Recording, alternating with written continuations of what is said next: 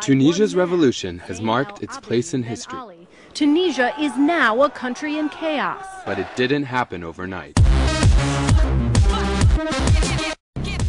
And weeks before the world's mainstream media woke up to the story, tweets, photos, and videos began popping up on the internet from Tunisia, warning of trouble to come. A fruit and vegetable seller from Sidi Bouzid had set himself on fire on December 18th, and suddenly, reactions on the Twitterverse were exploding. Following the hashtag Sidi Bouzid, I called up hundreds of photos and videos showing students protesting, police abuses, and sporadic gunfire.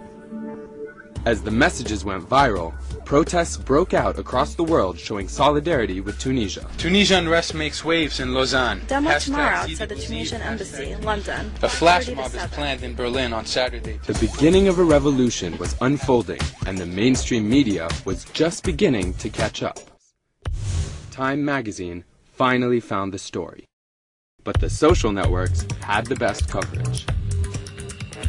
A new power structure had emerged, and protests had spread to other countries.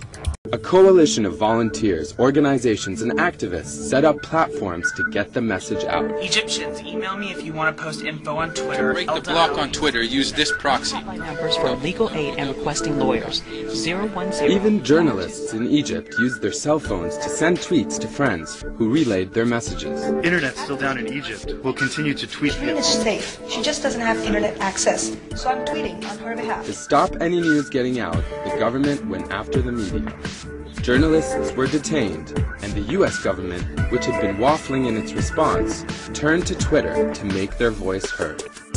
We are concerned by the shutdown of Al Jazeera in Egypt and the arrest of its correspondents. Egypt must be open and the reporters released.